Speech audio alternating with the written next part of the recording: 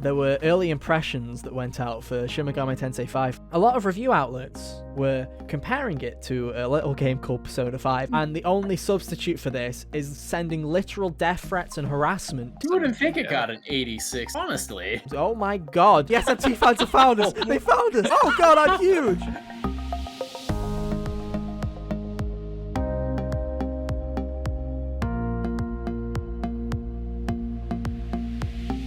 Hey, how's it going, everybody? Welcome back to another episode of the HGO podcast. I'm your host for today, Ethan, and joining me, as always, is my good friends Hunter and Kyle. Hey guys, how you doing? Oh, I'm doing just swell. Ethan, I want to take a second to formally apologize Why? for my lights in the last episode. Oh, because of your For real? trust. It was a problem. I've just sworn in the first minute again. Ethan, remember to edit that one out. Because it was an atrocity, because I marveled at them because I was so impressed during the recording of how accurate they were, that they were the exact lights used in Bo Burnham's Inside, available on Netflix. And then I was so utterly disgusted by them during the render when it took me 8 whole hours to get it rendered on the Sunday night. It was a tragedy. And then he has the audacity to bring a Christmas tree into This is one of those episode. things. I know. This is one of those things where I was like, I didn't fully think the idea through. I didn't realize it would make the render take 4 times as long as normal. I mean, in your defense, Cal, neither did I. I didn't think, lights that change with the location of where the stars are in the background every frame aren't going to screw with the render. I didn't know that. But there you go. It apparently did. But yeah, you can see that's I've crime number downgraded- one. I've That's crime downgraded to stationary lights instead of moving lights. And that's crime number 2, dude. It's literally November 5th as recording. Bonfire night, or as somebody I saw on Twitter was calling it, an American, because of course it's always you Americans, calling it Guy Fawkes Day, dude. There you go. That's what it is now. Yeah, not many Americans. Know history. Yeah. Not many Americans understand the what it actually is. Yeah, it's all good. It's all good. Still though, really, Kyle, fucking Christmas tree. Look, dude. So last year I busted out the Christmas tree earlier than December, which normally I'm against, but last year was a different year. Yeah, I And think I'm we like, allowed it. It was COVID. I needed something. And this year I just took it out because I was bored. Yeah, and what a crime, dude. What an absolute crime. It's not even been my birthday. Yeah, it's not even been my birthday. I'm still living with the spooky vibes. I've got my Click that's mask just there. that's just your existence, Hunter. Yeah. That's true. You don't count in this argument. I Hunter, resent that. Hunter used to, back in the day, back in 2012 or whatever, when we first met, he used to, on his webcam on Skype, he used to be sitting next to a life-size model skeleton you'd find in a school classroom, and he'd just be chilling there. And It's hanging up on the wall these days. Yeah, and it's I can't believe you still have it. Well, I can believe you still have it. If you want. But still. Come on, Ethan. And We've you been know doing what? this with him for how long? Yeah, exactly. 86 episodes? Yeah, but, still, that skeleton is still less of a crime than having a Christmas tree up in the start of November. But yeah, welcome back to the show, everybody. Welcome back to another wonderful episode of the HGO podcast, where occasionally we talk about video games, sometimes, 50% of the time. But yeah, welcome back, welcome on in. A bit of housekeeping. Obviously the Halloween episode went out last week, so if you did not see Kyle's attempt at Bo Burnham, or Hunter's attempt at Joker from Persona 5, or my attempt at dancing Joker from Persona 5, that isn't my real costume, then you can head and check that one out. Especially if you're an audio listener, go and check that one out, because I rendered it for 8 hours. I'd really appreciate it if you at least gave it a watch. Also, Hunter released his Metroid Dread review, so go check that one out as well. That's also available. Very good job. That was available not last Friday, but the Friday before. Go and check that out. It's a really good review. Hunter showing me up yet again. This time it's not the script editing process that screwed me. I just can't be bothered to voice the narration, so I'll get to it. But yeah, I'm sure we've got other reviews and other stuff coming up as we lead up to New Year and Christmas. We've got the HGAs to start discussing, which we'll get to at some point this month, so look forward to that, where you guys will be involved in deciding who wins all of our shitty prizes. I'm not saying there was a part of me that was contemplating, be like, should we just send packages? But no one's gonna be there because it's COVID era. And two, it's like get a "You Tried" badge, just like send Nintendo like about 20 million "You Tried" badges this year. I don't think so. But yeah, we got lots of stuff coming up.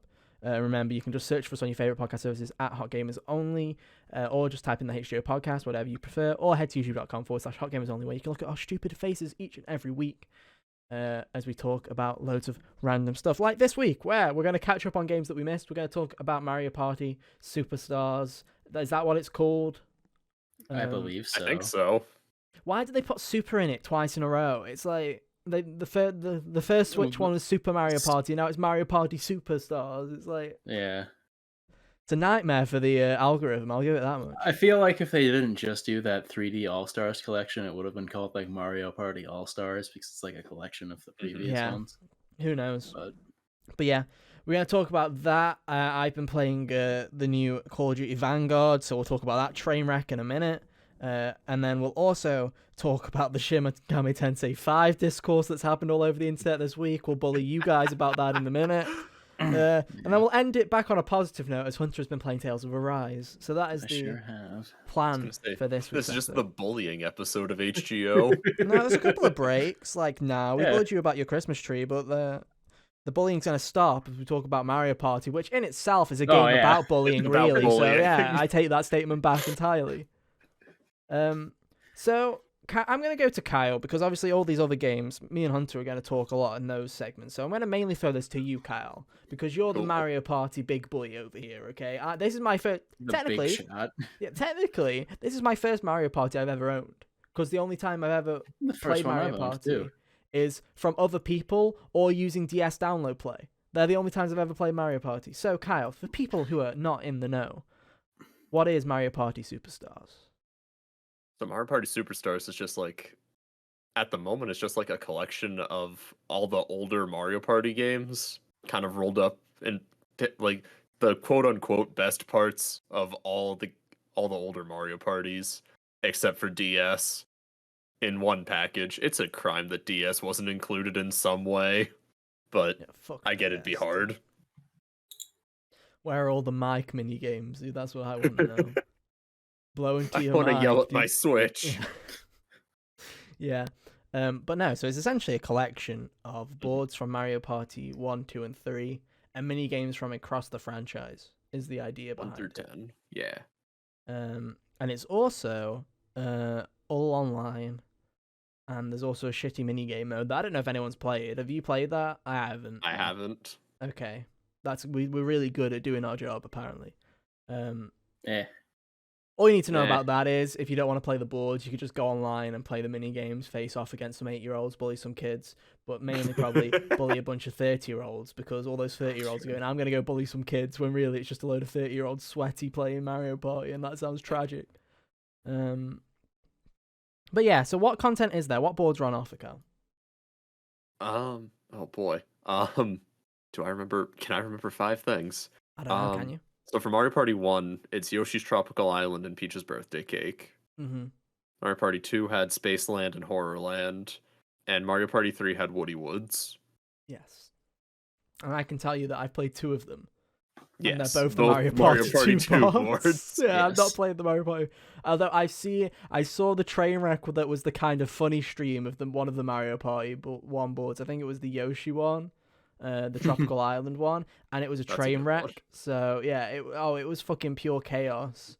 Was it the one where Blessing got bullied at the end? Yeah, that was fucking hilarious, to be honest. I've never seen someone get flamed more in my life, like genuinely. I just love how toxic they were being, because like Mike, one of the people, was like, I'm just gonna should I just spend like 60 coins on the Thwomp right now so everyone's locked to one side of the board? And it was like, there's some toxic shit happening, but yeah, so I've seen a bit of that. But we've played a bit, so it's Mario Party, right? We're not going to go into it, so tell me about the in-depth mechanics about Mario Party, because it's fucking Mario Party, right? You press the A button. You press the B button sometimes, yeah. It's a very simple game, so I guess the question is Mario Party fans, just like every fan base apparently, have for the longest time every time Nintendo's gone, here you go, here's a new game, Timmy. They take it and they throw it back at Nintendo and go, I don't want that. And then they keep going on this cycle where they keep buying the game and going, I don't want that. This time around, it seems to have a more positive reception. Because with Mario Party, all the fans wanted was online play. Mm-hmm. It took them forever, but we finally got it with this one. Well, the Wii could have done it. So what was that, Mario It Party could've. 8? Was the 8, first one 9, good? and Yeah. 8 and 9, yeah. So it's If like, you want to argue semantics, the DS could have also done it. yeah, true, but the way that I like to see it is at least the DS had download play. So you could That's play it true. on 4 But you only needed consoles one locally. cartridge. Yeah. Yeah. So at least you had that kind of multiplayer. It also was the era Mario Party, like DS to me was still the era where online was a bit of a niche. You know, you had Xbox Live, but all the PlayStation people were sitting there in their fucking cupboards playing single player games, or there were the 2 people that played Phantasy Star or whatever, or Final Fantasy 11 or something weird, Final like those Fantasy couple of 11. weirdos. Or Star Wars Battlefront, I guess that also had online.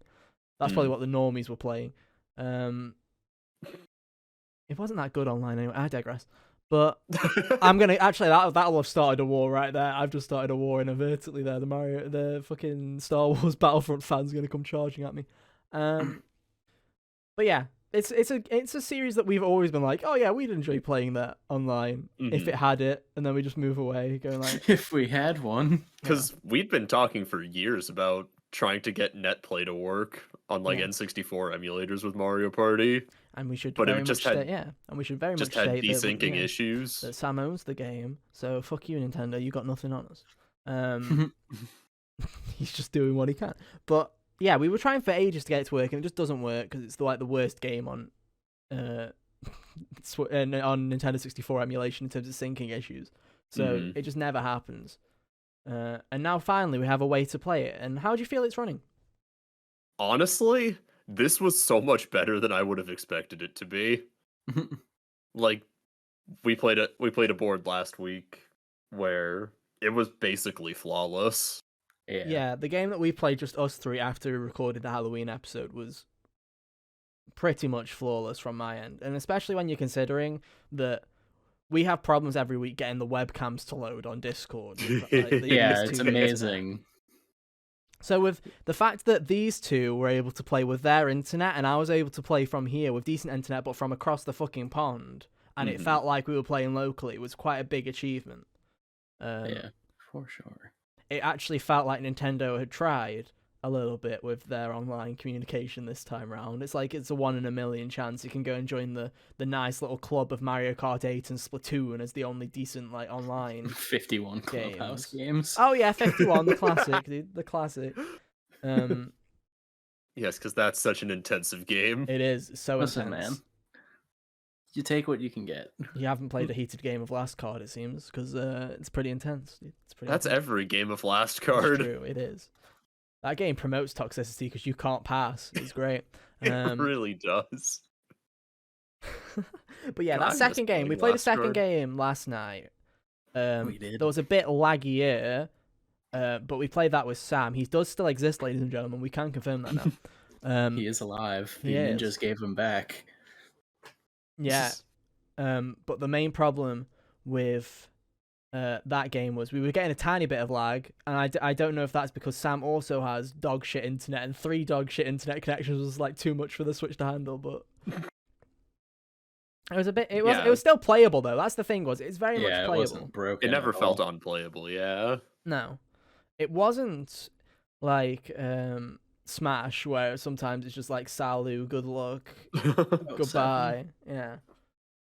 But yeah, it's fairly decent. It's a fairly decent online experience. I'd say that if you are looking at it for online to play with friends that you don't live near or whatever, then this is probably a good purchase. It's also very much stated the boards and the mini games to me it's more my taste than Super Mario Party, but Super Mario Party also did have a free download that did include online. So if it's just online and you don't care about the nostalgia and you like Super Mario Party, then you don't necessarily need this game. I'm just saying that because I don't want people spending fucking money upon money on Mario Party on the same fucking console. I'm genuinely on the impression of once there's a good Mario Party on the console, just get that one. And if you already bought the shit Mario Party on the console, unlucky. At least they patched it. Don't buy the new one. Unless you really love Well, Mario the Party. problem there is that what if their friends aren't playing it, you know? True. Yeah. All their friends have the shiny new one. No one. Right. Who's going? Oh, unlucky Timmy. You're missing out on the Mario. Like, I feel like it's all or nothing. No one's like going. No one's like, oh, coincidentally, we all bought the new Mario Party, and that's not happening. Not happening. Because either one person bought it because you're going to play it locally, or all of you decided to buy it for the online. Yeah. Yeah. But anyway, let's move away from the online. The online actually works, which is funny. Remember, Nintendo Switch Online expansion pass, ladies and gentlemen. For $50, you too can experience the fun of Super Mario Party and really shit Nintendo Super You can still buy the regular $20 a year. My biggest tip for you guys is if you want Nintendo Switch Online, buy the cartridge for Tetris 99. It costs less than a year of Nintendo Switch Online, and you get a cartridge with Tetris 99 on it. And a year of Nintendo Switch Online. Buy that. Don't buy Nintendo Switch. Don't buy the expansion pack. Buy Happy Home Paradise. Shit, that came out. I forgot to play it again. We could have talked about that. Fuck. Oh well. Don't worry, dude. We'll play it for next week. Exactly. So I also forgot about that. But I digress. Mario Party. Obviously, the boards are great because the boards are from the original trilogy. The online is competent. I guess the real question is, what's the mini game selection like? Because they picked 100. Fucking massive. They picked 100, but you know they've done this before with the top 100, and people didn't like that selection. So how are you feeling about this one? I think there's a lot more hits than there are misses. No, but there are some misses though. Some of them are pretty whack though. There are some absolute fucking stinkers that are in this that you're like, why have all the tank control mini games come back? Like, who was like, yes, they're missing that. The one where you're swimming away from the fish isn't great. You see, I don't hate the one where you're swimming away from the fish. The tracing one sucks. I don't mind. Yeah, but here's the thing: is it works. Whereas my problem is like the tank control mini games. Is like we've gone back to 1998, and it's like that time when Grim Fandango, the remaster, they were like, we redid the controls, and I'm like, that's fantastic. But we're going to have a trophy that forces you to play through the whole game with the shit controls. I'm like, well, why did you waste your time? Because now I'm going to sit here and play with the shit controls. Yeah, they did that. That was a thing that Double Fine did, was they made new controls for it that weren't tank controls, and then we're like, here's a trophy that's complete the game only using tank controls. I'm like, why did you bother then? Interesting choice. Because 90% of the people that are going to play Grim Fandango are either fans of the original or are willing to give it a chance and will probably go for the trophies. So it's like, either way, everyone feeling pain. But Mario Party did not change the control scheme. Like, that tank mini game is garbo. I don't know what it's called. Is it like Tread or something? It was called Shell Shocked in the original, but now they it's called changed like the name Tread for some Lightly or reason. something, right? It's called like something stupid. I don't remember. But that one's garbage. All the tank control ones suck. And I have to say, I would rather, you know how the way that the mini games are selected are based on if people are on blue, reds, or green spaces, like where you are on the board. I'd much rather there was a higher variety of how this turns out. Because what seems to happen with this game is, say we do a 20-turn game of Mario Party. My main complaint is, of those 20 turns, 15 of them will be for, like, all for one mini games. The rest but one will be a fucking 1v3, and then the rest will be and the one remaining will be a 2v2. I don't feel like there's enough variety in the way that the teams work. It also seems to heavily put people together. So it was like yeah, last night we played, and I think the pairing almost every time was you and Sam versus me and Kyle. Yeah. Well, that's just based on the spaces you land on. I don't think it should be based on the spaces you land on, though. I think it should be random. Yeah. Because it's boring. Because, like, literally every time, it's always... Like yesterday, it was always me or Sam in the 1v3. Or it was always me and Sam versus you and Kyle. I'm fine with the spaces to determining that a 1v3 will happen. I'd rather they randomized where the 1v3... Okay, It's one person's on a red, 3 are on blue. So we're doing a 1v3. Let's randomize who the one person is. Because it just seems dumb because it always ends up that it's the same people doing the same shit every time. Yeah. It's really interesting to hear that because this is just how Mario Party's always been since the first one. Yeah, and it sucks. It's shit. Randomize that garbage. You randomize everything else in the fucking game, but not that? Like, come on. Gotta have something be consistent. Nah. No, Max it's chaos. Burn it to the ground. It's also garbage because the 1v3 minigames are bullshit. So it's either an easy win for the 1 or a ridiculously easy win for the 3 and no in between. So it's like, and it's always, the 1v3 always happens because one person landed on red. So it's like that one person on red is doing a coin flip of whether they lose even more than they've just lost in the prior turn. And it's like, bullshit. Yeah. Also, Bowser spaces are fucking shit. Can we just say that? Like, They're fun. there's nothing fun about them. They're pointless because either you lose a load of shit or you go in there because you're tilted and you're just throwing at this point and then it does nothing. And you're like, well, this is bollocks. Fuck this. I do like the chance time spells, though. Keep those. Oh, They're yeah. funny. Chance, Add more. chance time is dope. Add more. I'm so glad they kept it. It's so garbage. It used to be gone from like 7 and 8 in DS. Why would you take those out? Yeah, I knew it wasn't in DS because I'd never experienced it. So yeah. I don't know why they got rid of them. But no. I think it's a Hunter. What are you feeling on Mario Party? We haven't really asked you. How are you feeling? Oh, this has been fun. Welcome to the show. you know. Welcome to the show. Like, You know? I've never played alright. one more than like a couple of times here with like the other one that was on the Switch. I played a couple times and I don't know, it seemed kind of basic, I suppose. Whereas this just seems to have a bit more personality to it, and also I can play with buttons and not the stupid Oh, that singular is true. Joy-Con. I rescind my comment. Buy this one and sell Super Mario Party because you have to use the fucking Joy-Con. I forgot about that. Yeah. I forgot. I rescind my previous statement. That's bollocks. Dude. Get that out. Yeah, so rather than playing with the singular Joy-Con, I can just play this. I enjoy the mini games in this one more, even though I'm not very good at most of them, you know. But there is a punch button, and I'm good at stressing people out in these mini games, if nothing else. Yeah. Also, Hunter's the the stickers. most monkey brain Mario Party player ever. He gives me a run for my money, dude. Like, as someone who has been fucking branded as a fucking chimp on this podcast for how little I think. Like, Hunters gives me a run for my money when we play Mario Party. It's kind of crazy. Yeah. Well, at least I'm not sitting here checking the map every turn.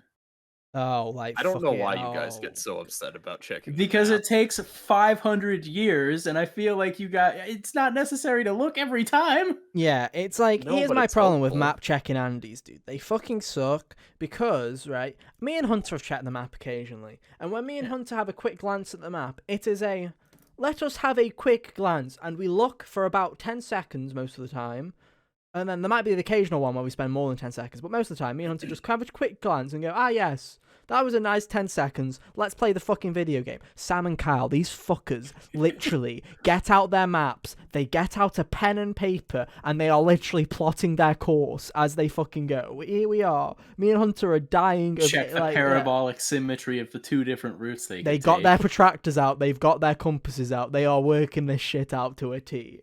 And it's like... You really gonna plan out every move for a game that's based around rolling dice? Exactly. Well, when you have a dice block that lets you choose what you want, yes. No. Bullshit. Let the random happen. How many times did you have that? Like twice? Yeah. Mm.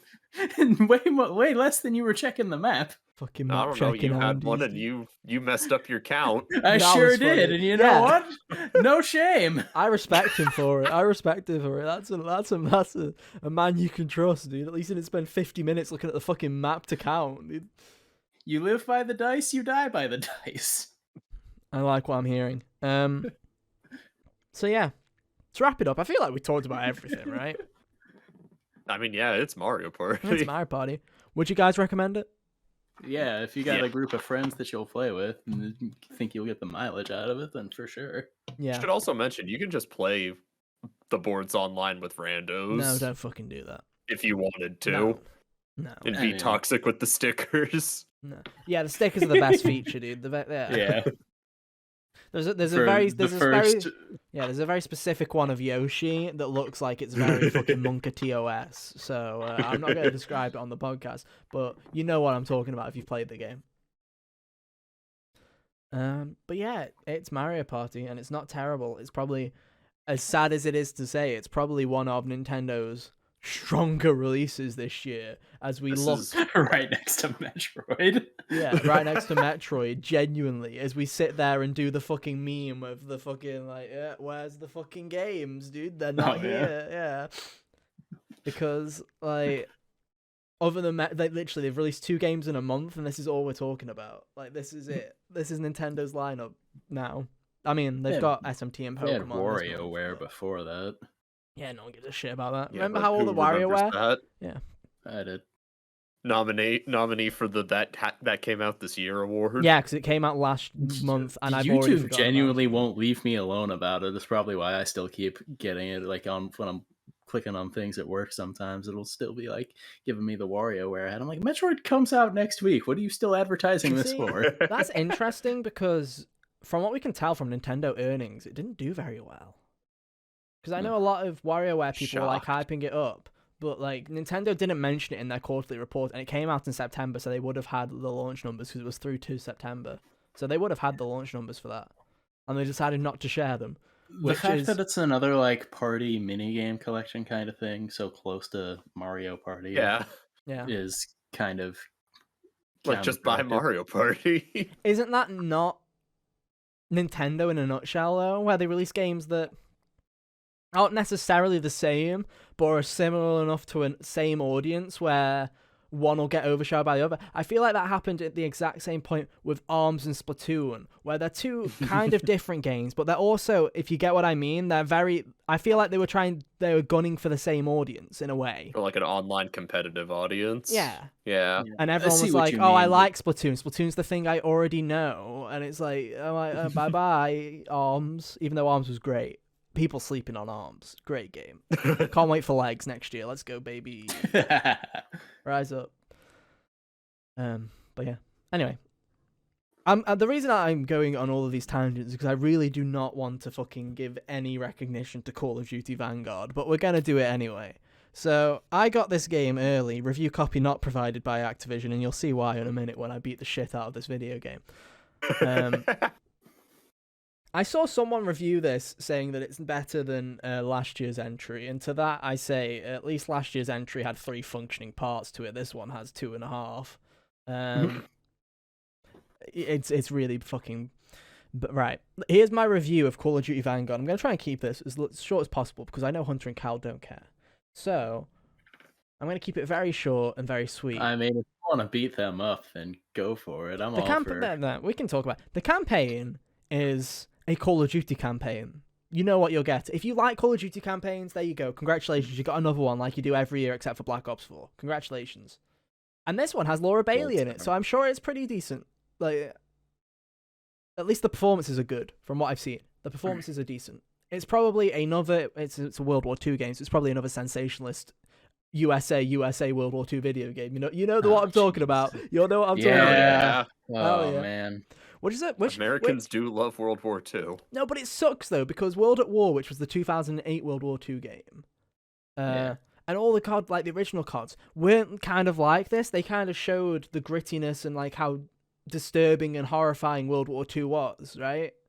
Yeah. And then when they came back with World War II in 2018, and now with this one, it's more of a Call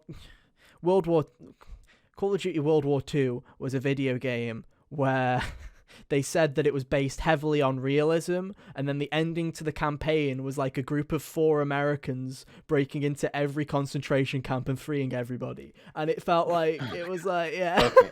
Honestly, considering the poster for that game, every time I passed by it in GameStop, looked more like a poster for a generic movie than it did a video game. I'm not shocked that it's that kind of stupid ending for it. That one was really sensational. And this one, to be fair, it looks like they're trying harder. The whole premise of the campaign for this one is you follow a couple... I don't remember how many characters. I think it's 6 characters. It's mainly 4, but I think there's 6. But the idea is it's different fronts. So it's not just America. You play as 4 different characters who are based on real life people that actually fought in World War II, is the idea behind it. The stories are fake, but the characters are based on people that did exist in real life. So, for example, Laura Bailey is playing a female Russian sniper who was based off of a Russian sniper where, near the end of the war, where Russia was running out of troops, they started deploying women to be snipers in the army. So that's based on that kind of story. I think there was a Sabaton song about this. Yeah. There's obviously American soldiers. There's obviously British soldiers. There's other fronts as well. I only played through a small amount of the campaign, and I was just sitting there going, "This is Call of Duty, indeed." I sleep. Yeah. But it's decent enough, right? It's decent. It's your popcorn blockbuster war movie of a video game where if you like the same story about bashed out every year, where it's the same kind of 1 versus 100 kind of unlikely scenario where one person rages through an entire war by themselves, then you're gonna like this game. You're gonna like the campaign. The multiplayer is surprisingly decent for a Sledgehammer video game. If anyone's a fan of Call of Duty or just knows Call of Duty, you'll know there's 3 studios, and the one studio that seems to drop the ball more than most is Sledgehammer, because they're always the runt of the litter, where every time it's a Sledgehammer game, everyone's like, year off. Like, goodbye. see you next year. It's like, oh, you're trying? That's cute. See you next year when Infinity Ward's back, and then Treyarch will show up the year after that. It's like, see you next time. But the multiplayer is surprisingly decent. There's a shit ton of maps, which for Call of Duty nowadays is an actual achievement. I think there's 20-odd maps at launch, which is an actual achievement because most Call of Duty games nowadays end up with 8 starting out, so decent chunk. Wow. There's also a really cool feature, which, now that they've added this, I feel like this should be a part of every game, and it's called, I don't remember what it's called, but you basically get to choose your playstyle. So there isn't just Team Deathmatch, there's 3 versions of Team Deathmatch. It's called pacing, that's what it's called. And it's got slow, medium, and fast-paced. So if you're the kind of player that likes to think methodically and be more strategic, and like slower gameplay, you can go in a playlist with like-minded people. If you're a stupid monkey brain like me who just likes running in, shooting people, and dying every 5 seconds, there is the Chaos playlist where you can literally go in and fight like 12v12 on really small maps and literally just go into an all-out war zone. They've like got this pacing system, which I think is a fantastic addition to any kind of competitive shooter game like that. And I don't know why they've never done it before, because it's actually a really smart idea. So I like that. That's cool. Multiplayer's cool. Zombies is the biggest pile of wank I've ever seen in a video game, and the fact that this actually got through is mind-boggling. This is the part which many people know. I played COD for the zombies solely for like the past half a decade, 2015, 2014. Yeah. And they announced that Treyarch was doing a zombies mode this time around. And oh boy, this really does feel like 3 months ago Activision gave Treyarch a call and went, hey guys, you gotta go make a zombies mode for the new game in 3 months in a new engine. Good luck, see you later, goodbye. And then hung up the phone because, oh my god, it's awful. Like it's not even like a, when fanboys, like, here's a great example. Let's go to Kingdom Hearts, the biggest fanboy community, where people say Kingdom Hearts 3 is a pile of wank, where it's not, it's just not what they wanted. It's still a good game, it's just not what they wanted, right? Yeah. It's still a well-made and well-crafted game. This isn't that. This isn't me saying it's bad, but it's this is fucking bad, like, imagine if they tried to make Kingdom Hearts 3 on a PS1 and it like ran at 2 frames a second. Like that's what this is like. It's fucking horrendous. And it's not the frame rate that's the problem. It's literally everything else. So there's no zombies map to start with. Anybody got any questions? Do they just send you to regular maps and spit zombies at you? It's a great question, Hunter. Thank you for the question. Yes, they do, but it's not 3 multiplayer maps. It's 3 chunks of multiplayer. Actually, no, it's 2 chunks of multiplayer maps and 1 chunk of an old zombies map that they haven't even put the whole map in. It's just a half of it. So the whole idea is it's not round-based. You start off, basically, you have this hub map, which is Stalingrad, and all the stuff is in there, and then there's 3 portals, and you go through the portals, and each portal has an objective in it. There's one called Holdout, which is your basic survival, where you just have to hold out in a room for 3 minutes. There is collect the obelisks, collect the little artifacts and put them in an obelisk, which is just kill zombies until they drop something, grab the things, stick them in a fucking slot, job done. And then the third game mode is follow the head, which is just like a control point where it's like a head in a jar, and it's like moving on it's like a payload from Overwatch or TF2, and you just gotta follow the payload round till you beat it. And those are the only 3 objectives in the entire thing, in the entire video game. And you just keep repeating those 3 on 3 chunks of different maps forever. And that is the video game. That'll be $70, please. Close out. That'll be $70, please. Yeah, that's it. That is literally it. That's all it is. God. I'm not even fucking with you. Like, that is literally it. Oh my God. That's so bad. It's fucking horrendous. And oh my. Yeah. And to put it into perspective how rushed this is, there's no Pack-a-Punch camo. The Pack-a-Punch just upgrades your gun. It does nothing. There's not really there's no camo or anything. The perk system is barely functioning. It's fine. You get no points for anything you do, so the game's just artificially hard because they just made everything cost a shit ton and have nothing to do. Oh my God.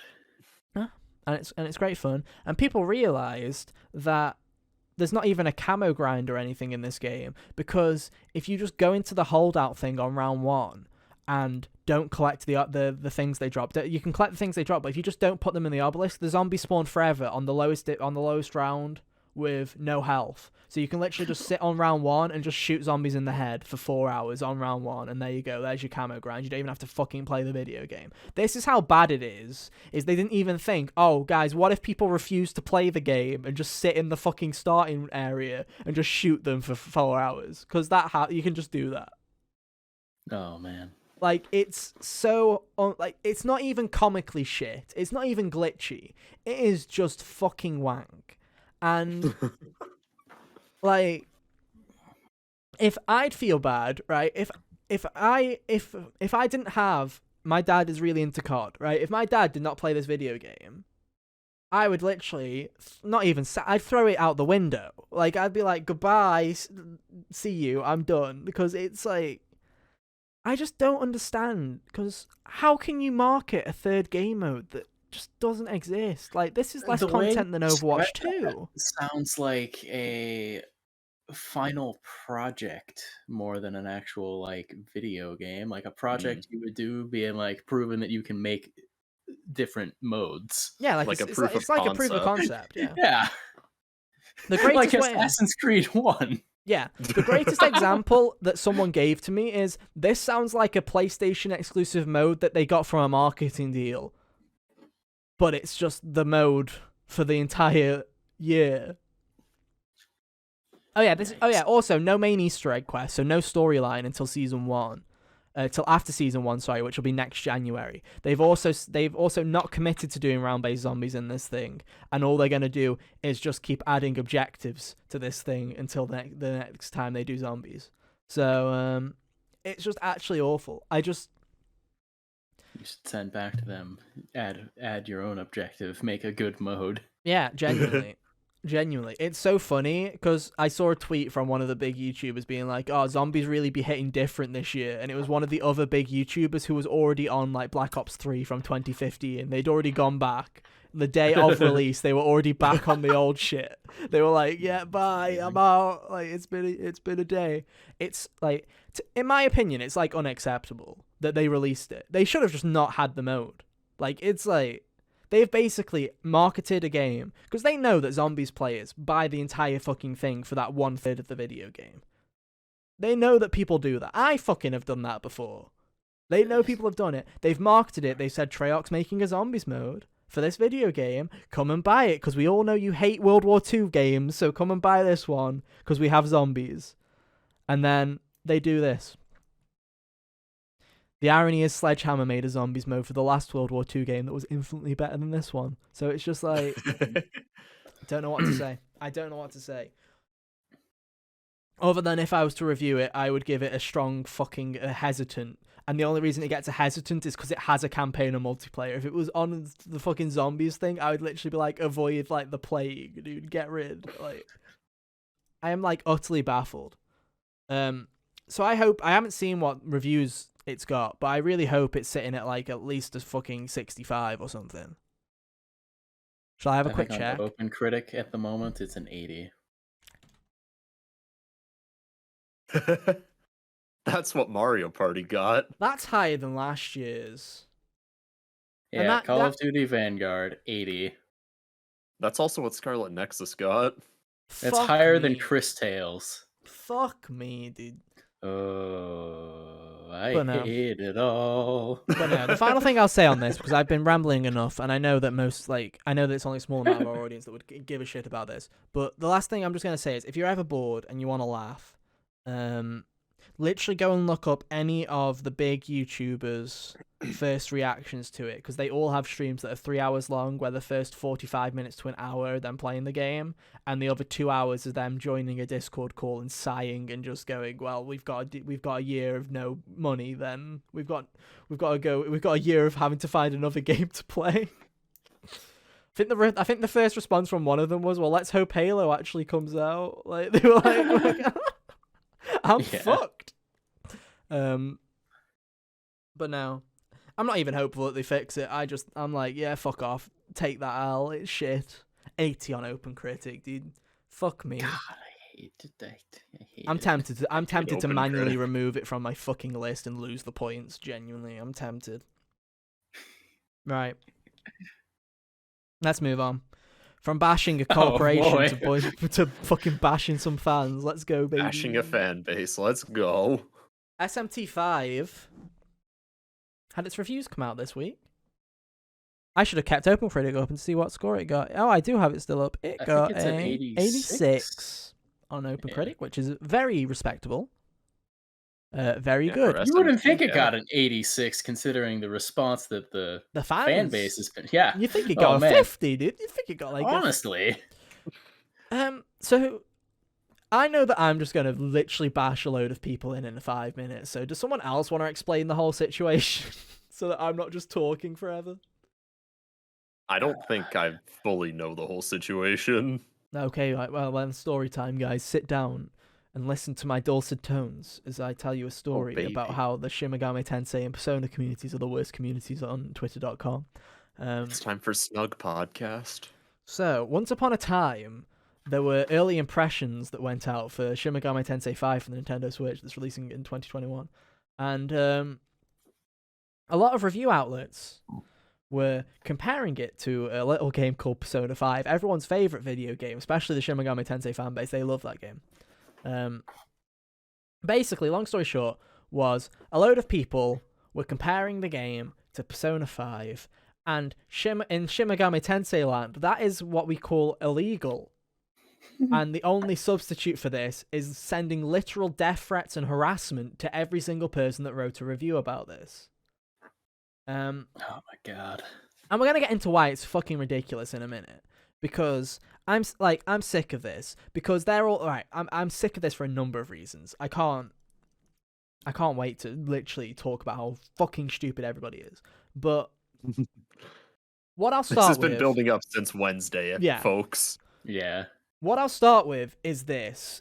This all started because of the IGN article, which described Shin Megami Tensei 5, and this is a really bad, this, I feel like this was ooh, fuck me, Hunter's webcams. Oh my god. The SMT fans have found us. They found us. What the fuck? Oh no. Oh no. Oh god, I'm huge. Oh god. Hunter, I'm sorry. Oh fuck me. Now he's just in spinny land, dude. Thing we all. Oh man. Maybe unplug it and replug it onto. All right. But anyway, I'm gonna keep talking as my head goes across two screens now. You're welcome, guys. By the way, IGN had made the difficult call to call the tagline to their review. I think it was the tagline. that they described Shin Megami Tensei 5 as like Persona 5 without the heart. Without the heart. Yeah. And I think that here's my thing. I think that it was wrong of reviewers to go in expecting Persona 5. Yes. Because that's like people going into Kingdom Hearts and expecting Final Fantasy. Thing to put right in the summary. Yeah, either. or in the summary. Because that's all people are going to read. When you know that Shin Megami Tensei fans can't read and can only read headers, it's a bad idea to then do that. But, so yeah, it was a bit bad and it was a bit misguided because they were talking about all the romance system stuff like that, which very much makes Persona and separates it from Shin Megami Tensei.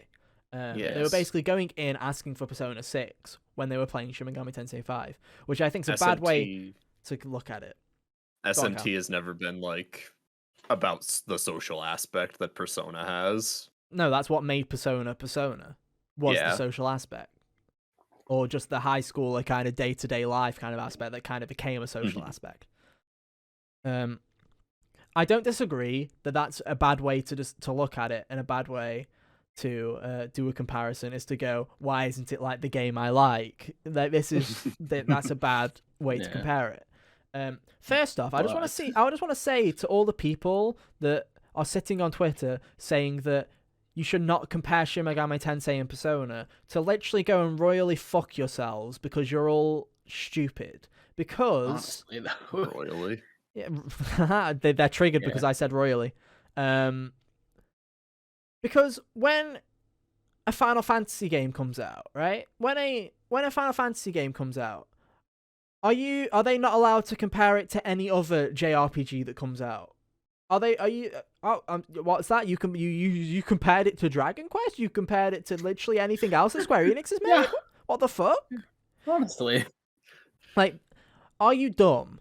And it's like actually ludicrous because of course they're going to talk about Persona 5. Persona 5 is the Final Fantasy 7 of Atlus, really. Of like this generation, honestly. It is legitimately the Final Fantasy 7 of this generation. It put Atlus on the map. Of course people are going to compare all of Atlus's stuff to Persona 5 because, spoiler alert, 90% of the people that are probably interested in SMT5 now probably came from Persona, or the reviewers came from Persona because a load of people played Persona 5. And that's no fault of Persona 5, right? That's not like, and it's no fault of Atlus either.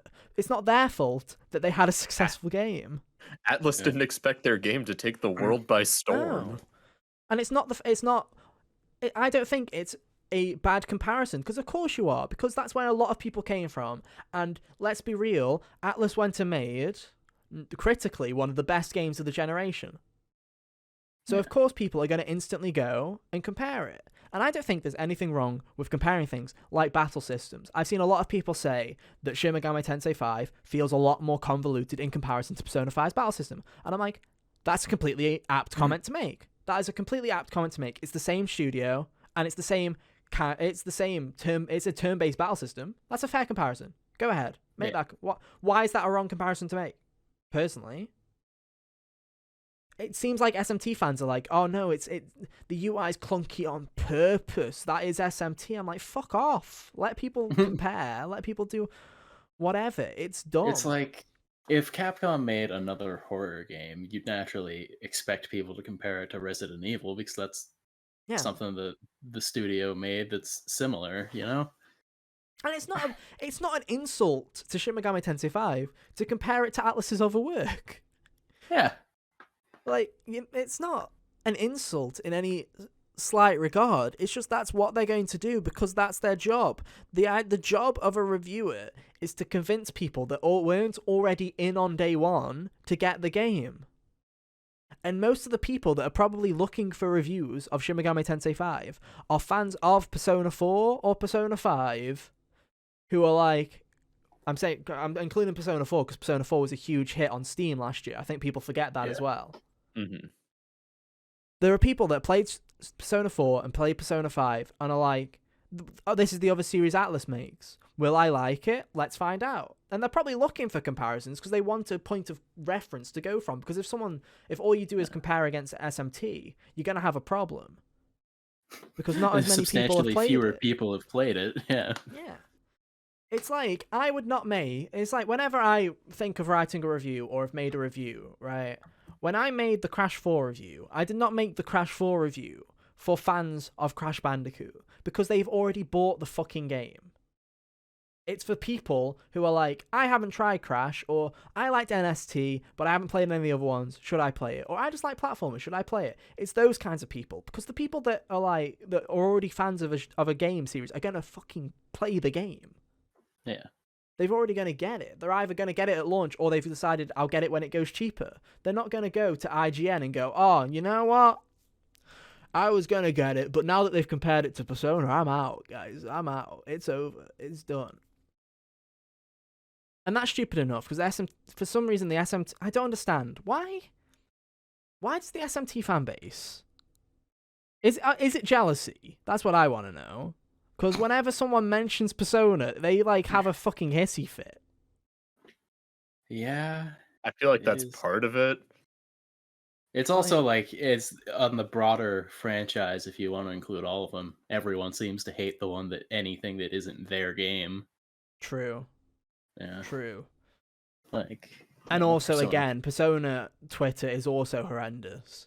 Yeah, like Persona 4 fans hate Persona 5 fans. Persona 3 fans hate. And half of Persona 5 fans haven't even played Persona 5, so it's not a great community to be a part of, right? But the whole Persona community will come together to hate Persona 6 when it comes out. That's what we will and rise. It'll be a glorious day. Up. Yeah, that I'm looking forward to. It'll be like that scene from Lord of the Rings. It'll literally be that fucking meme of everybody's arms in the center, and it'll be every Persona game around the core, and then the center will just be hating Persona 6. It'll be like, that's right. Yeah. But it's already dumb enough that they're doing all this, because valid criticisms are made. Like I said, IGN was the only one, in my opinion, which overstepped the boundaries, where I'm like, okay, maybe don't write it like that. Maybe let's think about it other than that. Especially that tagline, because it made it out as if that game, as if SMT was bad, SMT5 was bad. They gave it an 8, which for a tagline of Persona 5 without the heart makes it sound. Persona 5 without the heart makes it sound like it's a 5 or something. Like, it makes it sound like there's no personality to it or something. Not that it's without the social aspect. Without the heart, because Persona 5 stole it. Yeah, but that.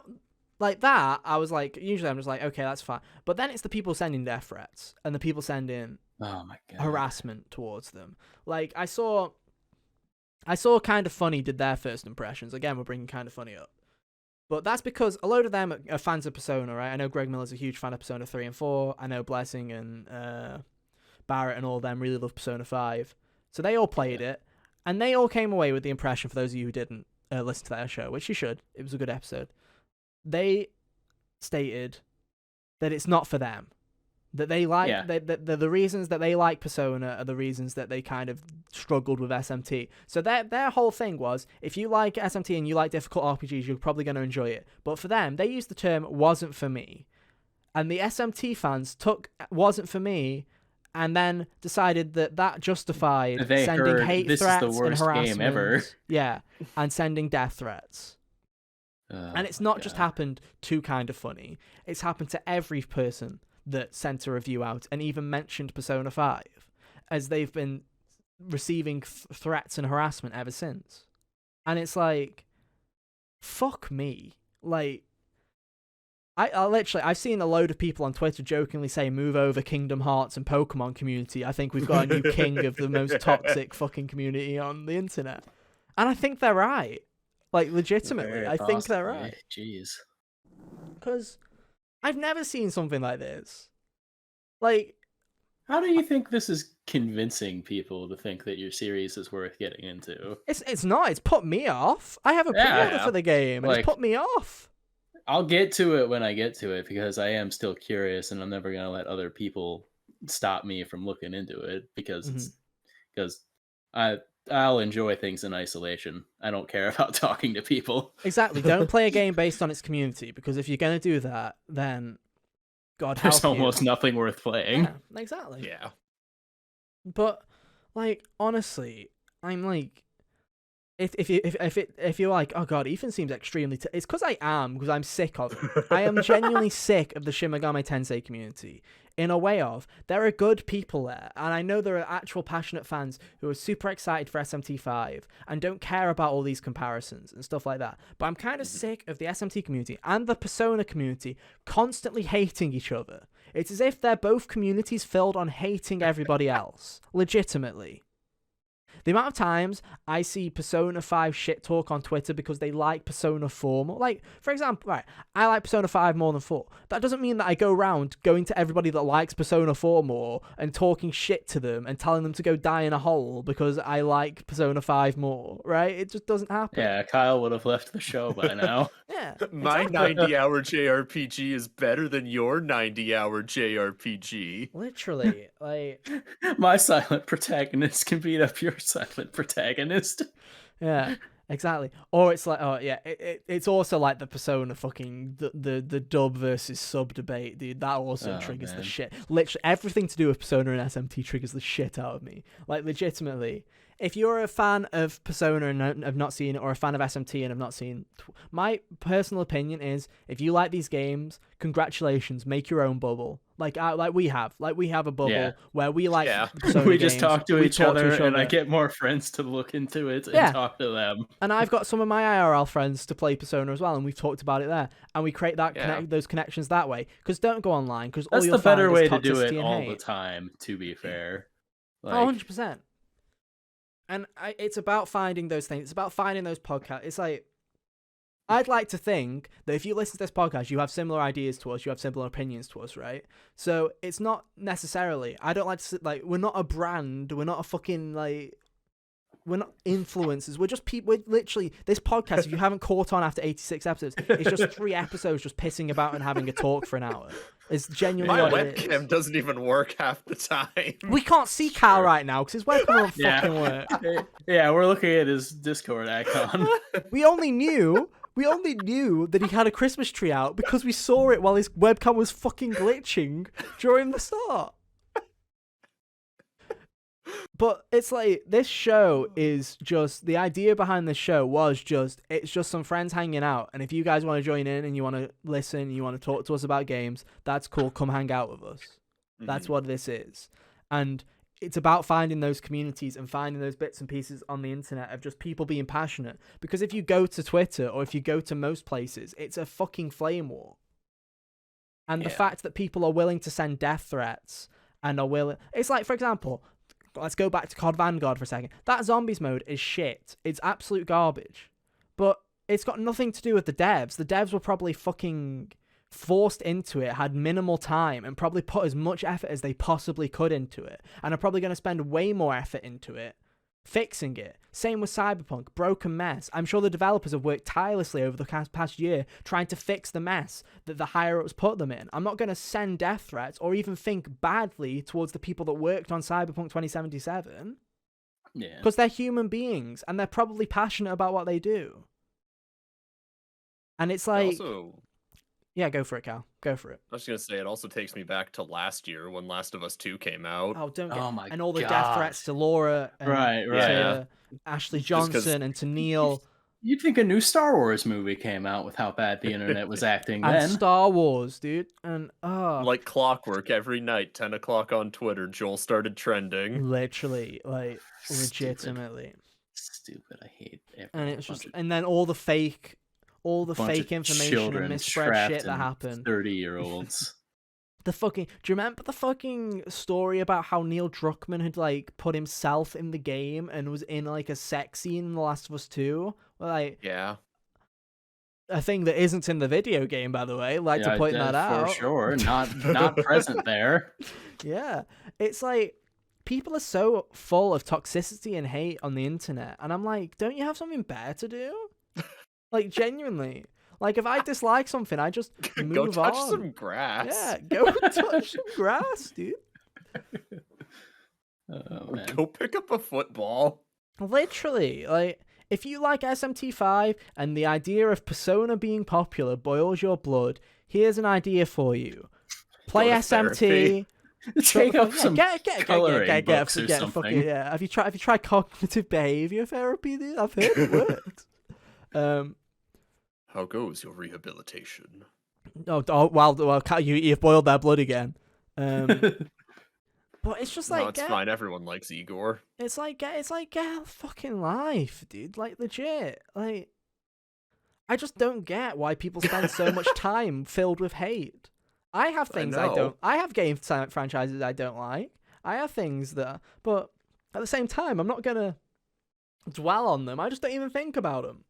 Or if I do, I take the piss or make a joke. I don't literally go, let me look up all the developers of this and send death threats. Yeah, I never once threatened the devs of Final Fantasy 15. Yeah. Or if someone has a differing opinion to you on the internet, doesn't mean that you have to be hostile about it, right? It's like, Kind of Funny's a great example. Half of the opinions that Kind of Funny have are the exact opposite of mine when it comes to their gaming tastes and what they talk about. And sometimes I'm like, I disagree with that, or I'm like, I feel like you're talking a load of shit personally, but I'm not. Anytime Adventures gets brought up. Yeah, exactly, right? But I'm not going to send death threats. I politely disagree, let it go. and I'm just going to let it go. It's not hard. It really isn't difficult. And I just don't understand it at all. Why people are so fucking dumb about this. So anyway, come back in like a week or two for our first impressions of Shin Megami Tensei 5, where we will be harassing everybody that disagrees with us live on the air. Let's go. Yeah. Honestly, fucking awful. I'm speechless at this point. Like, I'm done. Like, I'm literally. You want to just end the episode here? No, because I want to end it on a positive note. Let's talk about Tales of Arise. This is a game that missed our review period. There are always these games. Too many other things that came out, and Tales of Arise was the longest one. So alas, we are only two people. Yeah, we're only two people and a Kyle who also picks up the occasional new video game. Yeah, so I Metroid Dread when your copy didn't show up. And I appreciate it. Hey, we haven't mentioned on the podcast. I'll mention it now. Dread. I played Metroid Dread in a day and an hour. I played it all in one day and then played the final boss on the day after. Great game, by the way. Well done. Yeah, I agree with Hunter's review. It's a very good game. The final boss isn't as hard as everyone thought it was. No, it took me like 30 minutes. You're all fucking dumb. Yeah. Although accessibility options would be nice in that game, because I feel like a bit of the timing and stuff like that, especially on the Emmys, is a bit bullshit. Yeah. So some accessibility options would be great. But other than that... Also, button mapping would be nice, but whatever. Yeah, some of the buttons do feel a bit odd, but I got used to them, if that makes sense. But I digress. Metroid Dread, great video game. I'm sure we'll be talking about watch it more my review. Yeah, watch Hunter's review. But so I picked up Tales of Arise. The reverse cover is better because it's not the generic. It's not. Is it a reverse cover? Show the back. Show the back, you coward. That's not a reverse cover, ladies and gentlemen. We got it. Right. Actually, if you're still here, can you answer a question to me? What is and what isn't a reverse cover? Because we were having this conversation off podcast, and I'm of the personal opinion of, if it doesn't have a spine that has the title on it, it's just in a cover art. I am of that opinion, and I need backup, because this madman just turns everything he fucking sees over, dude. If it's just white paper on the reverse, he's like, sick reverse cover. It's fucking white paper, and just puts it in. Ethan, this is 100% a better picture than this. I don't disagree, but it's an inner cover art. I'm pretty sure this is what the other... I'm pretty sure this not. is the other regions. The other regions art is them looking very happy, like skipping in like a tall, like a nice grass field as like a load I don't of happy believe bubbles. you. You don't know? You've got no proof. But anyway. What's a Japan? What's an Asia? Anyway, Tales of Arise is great. I've been really enjoying it so far. The general premise is basically these two here, Alphen and Shion. Shion? Yeah. I made the Kingdom Hearts joke the last time around. I'm not gonna do it again. Yo, I love Xenogears. 100 Saga. 100% better than Kingdom Hearts. Get bent. I mean, right, this one's voiced by Erica Lindbeck, and Kingdom Hearts can't compete with her. That's true. Not until they get her. Yeah. But anyway, general premise is Alphen lives as a slave and bumps into Shion, who is a fugitive from the society that's been enslaving Alphen's people. Mm-hmm. They team up because she has this curse that she hurts everyone that touches her, and he can't feel pain. And he can also do some, and which that allows him to use this wacky power that comes from this thing that she stole called the Master Core. And it lets him use that burning sword that's on the cover. Mm-hmm. And essentially, they team up and go to take down the 5 lords of the oppressive Renin society. As you do. Yeah. I sure wish the demo told me any of that when I played it. Yeah, it's a shame. Yeah. That sounds slightly interesting, whereas the demo just dropped you in a field and went, yo, nice field, am I right? Here's a load of menus. The beginning of the game also does a way better job at drip feeding you all of those mechanics than it does. I bet it does. The demo did just be like, here you go. Yeah, it's like Scarlet Nexus, because I remember playing the demo of Scarlet Nexus and it was just text box all the fucking time. And then when I got to the game, it was still text box, but the text boxes had like actual gaps in between them when you actually play the full game, instead of it just being walls upon walls of text. Mm-hmm. Yeah, but basically, like, it introduces all of the mechanics at a decent enough clip where it will be like first battle, you know, auto attack, your regular attack, and it'll tell you the face buttons are like your special moves, the arts, as they're called. And then after a few battles, it'll give you the, you know, party member boost thing or whatever that one is on the D-pad buttons. And just so on and so forth. It introduces the mechanics in a steady pace after you've had enough time to learn them. The previous one. Mm-hmm.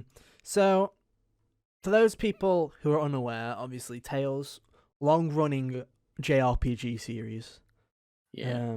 Long underrated. I've heard of Tales, but it's like when I hear people play Tales, or I've heard people talk about it, it is very much the I am a JRPG head kind of people, you know, like the people that play the JRPGs that no one, like, that haven't even like been localized. Like, those are the kinds of people. The people who are gonna buy Star Ocean next year. Yeah, exactly, those kinds of people, right?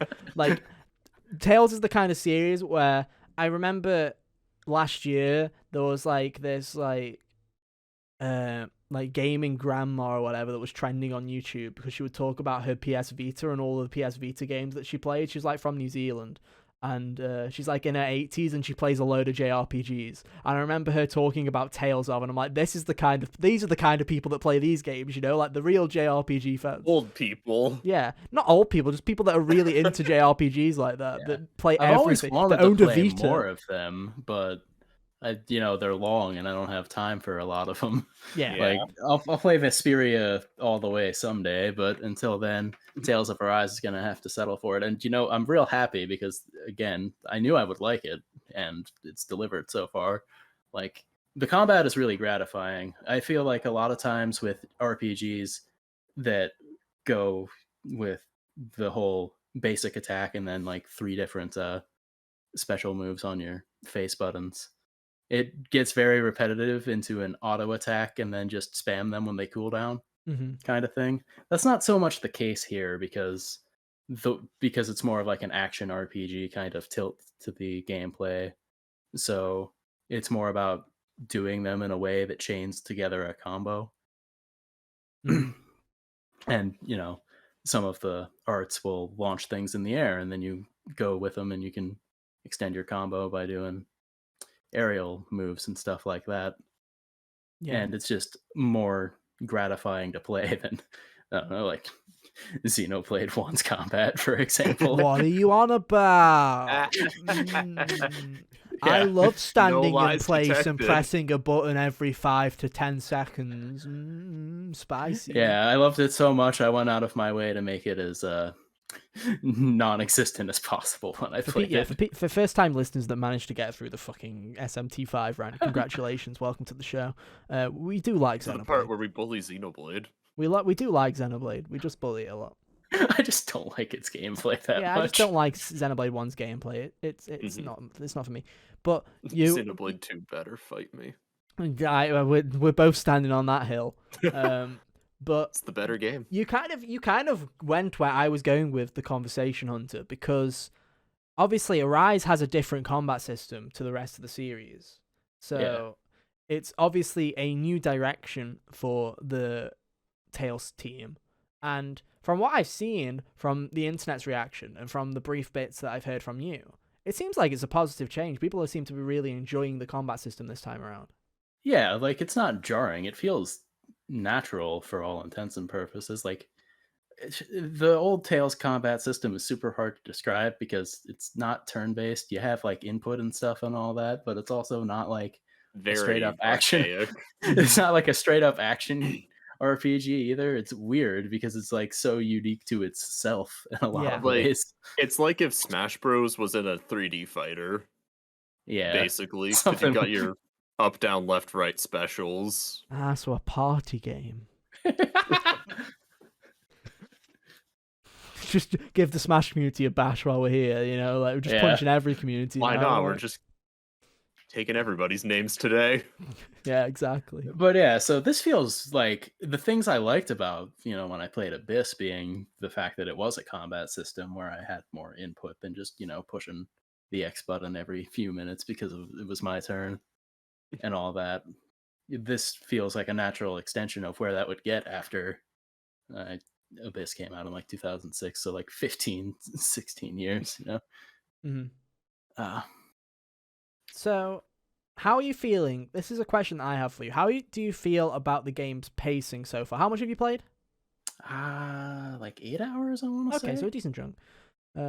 Because my biggest question is about pacing, because we'll talk about it next week, because we don't have too much to talk about next week. We'll have SMT is out next week, so we will have SMT, because I will play a little bit of SMT. But we'll also talk about games that we've been playing over the past month, because we haven't really had much of a backlog talk. I've played Kingdom Hearts Melody of Memory. I played that shit as well while we've been away. And I also started playing Scarlet Nexus, right? I finally caught up, and I've been trying to get through that.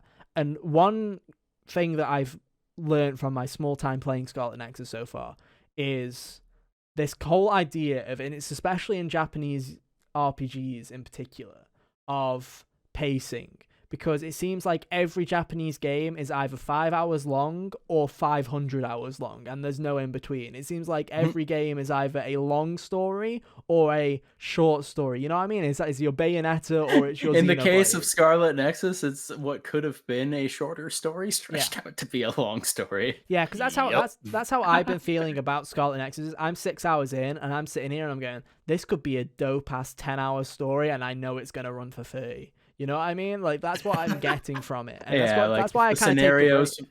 If the scenarios were revolving and it was like 12 hours, that would be substantially better. I think I'm on like scenario 4 or whatever, and I'm like, oh, I must be like halfway through, right? Because there's 2 sides, and then it was like, I looked it up and it's like, there's 13 scenario. I'm like, 13. Excuse you? What? And it's just the point that I'm getting at is, to me, it seems like a lot of RPGs, especially JRPGs in particular, have this obsession with, it's as if they have the obsession that sometimes fucking reviewer Twitter has, which is hours of content equals value, if that makes sense, where it feels like every RPG is trying to be this massive thing that's going to take you at least 50 hours to beat. So, how are you feeling on the pacing? Does it feel like one of those ones that's trying to drag out its content, or do you feel like it's kind of justifying how big it is in that kind of scope, if that makes sense? Well, I mean, so far it's felt like everything's moving along at a decent rate. Like, they get to the point relatively quickly. It's not like I was running around the little slave camp that it starts you at for maybe like 5 minutes before, I got into fighting things. So that's not too bad. Some RPGs would take you like 30 minutes to get your first encounter. And like, don't get me wrong, I can already hear the people saying to me, your favorite game's Persona 5, and that game takes 7 fucking years to get started. And I'm sitting there, and I'm great like, 7 years. Touche, But yeah, it's like 7 years of anime, dude. Like that's my thing is if every JRPG was like, yo, here's 7 hours of anime and then you'll start the game, I'd be like, fair enough. But it's like, here's 7 hours of menus and button prompts, and I'm like, really, bitch, are we really doing this? But like I've already like as I've played, I've already beaten like one of the lords that they were intent on defeating. So it's not like it's dragging out. And if just going off of what I know about Tales games from my familiarity with Abyss's structure, I'm pretty sure that's not going to be the end of the game. There's going to be another step. There's going to be like another act after the goal that they've outlined for us here. But even so, that's moving on at a decent pace because I think I'm set up to fight the second one. Like the next time I turn on the game, I'll be in that dungeon. Fair enough. So it is dungeon based then. It's a it's kind of like what you got is towns with like open field type areas connecting them. Not like massive open fields, like not like the Gaur Plains or whatever. Yeah, Gaur Plains. Yeah. Or Gormat Province. Yeah. Yeah, or Button Valley. None of those big areas where you're. Well, Button Valley's just up and down. Button Valley's a load of wank. Nothing big like that. Like if I just wanted to ignore everything and run from like side to side, I could get from place to place in under 2 minutes. Okay. But it, when you stop to fight everything, it takes a little longer. So it feels decently structured then. Yeah, and then inside of like the bigger story moments, you got like actual dungeons where you're moving around, exploring like castles and stuff, trying to find key. Yeah. But no, because that has been my biggest like concern with JRPGs as of recent is there are a lot where I'm like, I like this. This is a cool concept. I don't really ever get it. When people, you always hear other people like in the game review circle or just on Twitter, right, where you're like, I wish games were shorter. And sometimes I'm like, what the fuck are you on? I love wasting my time collecting random garbage in open world games. I have no clue what you're on about. But no, I'm starting to feel that with some JRPGs where I'm like, maybe if it was like 2/3 of the length, but it was just a bit more condensed, I'd enjoy it more. It's not even just JRPGs. I felt that game with like, I feel like The Last of Us 2, for example, could have been like 3 or 4 hours shorter. True, but that game was so depressing that I was just on the depression train at that point. I was just like, choo-choo. Like, I'm just like... A couple years ago, Days Gone could have literally chopped off its final act and still been A-okay. Do you know what? Days Gone is such a beautiful game because the thing about Days Gone is it came out, everybody said meh, and the gaming community was like, we like meh. And now for some reason it's like that is like, to me, I don't know why, that is the PlayStation Studios game that doesn't die. Like literally it's according to some leaked numbers on Steam, it's done equal to Death Stranding, and it's not even been out in half the time of Death Stranding, and better than Horizon Zero Dawn. Wait, it came out before Death Stranding? No, Death Stranding, no, on PC.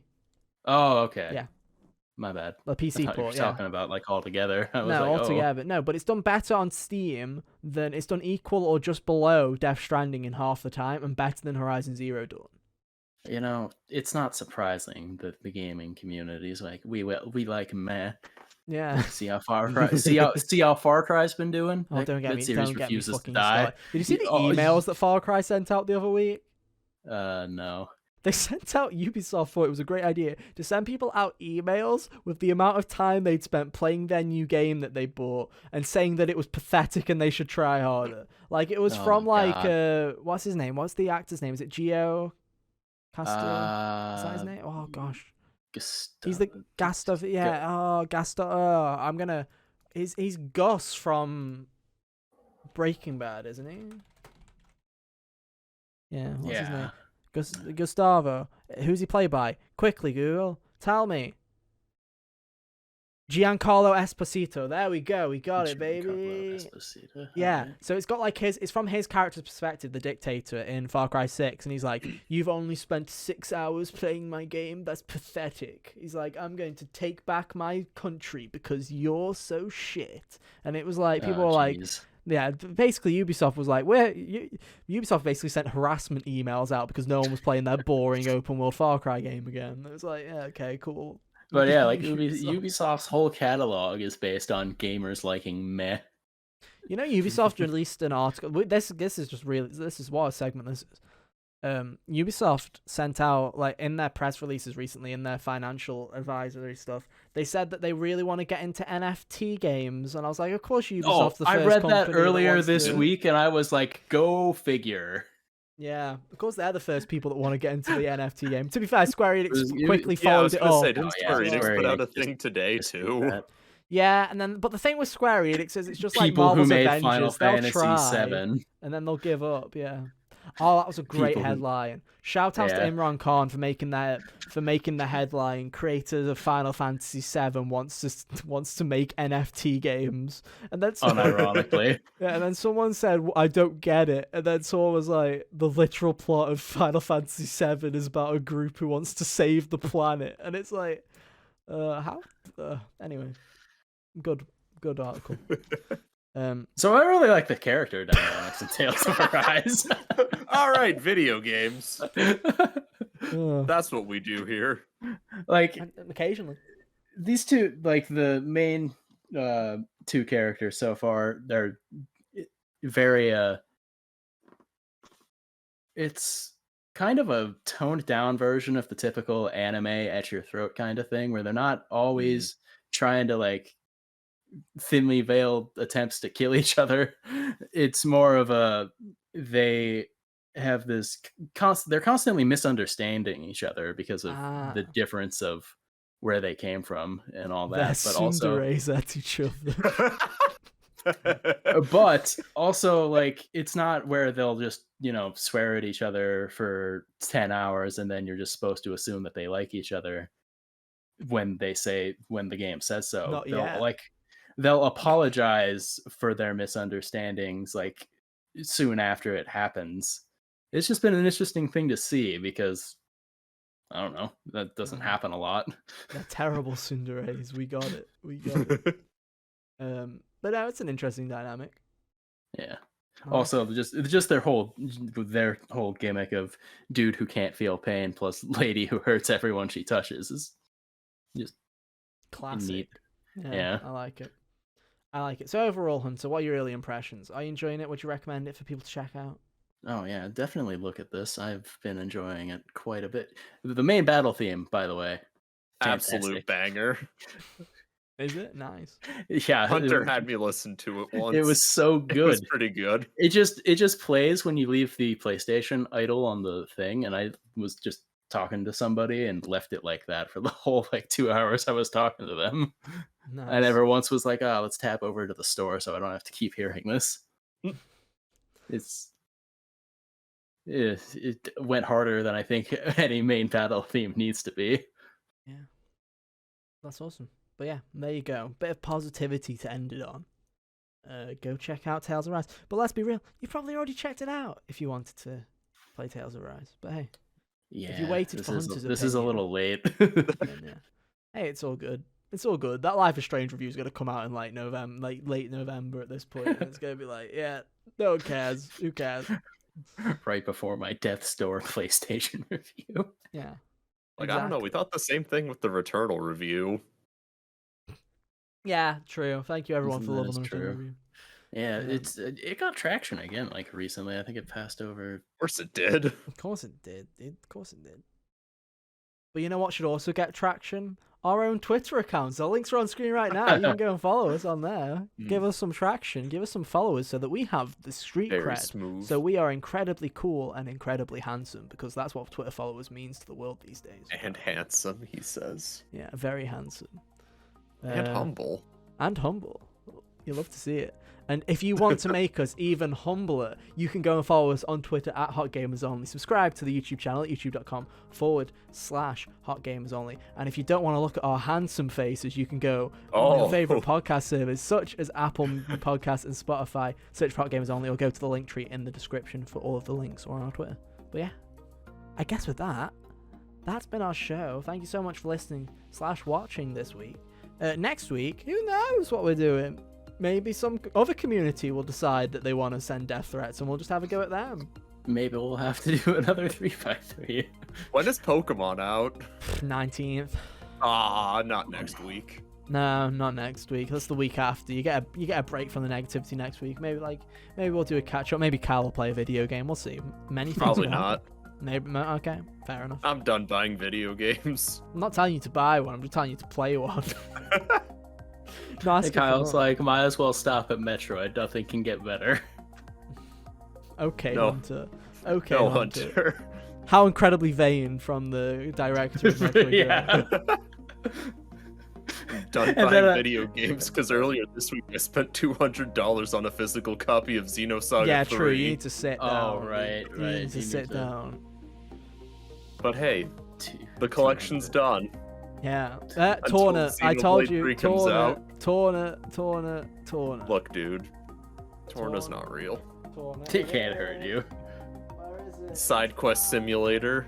No, thank you. I mean, that's what Majora's Mask is, and that's one of the Yeah, best but- games in the series.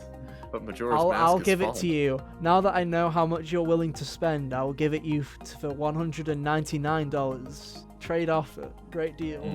Great I'll deal. think about it. I'll throw in that poster that's in my drawer.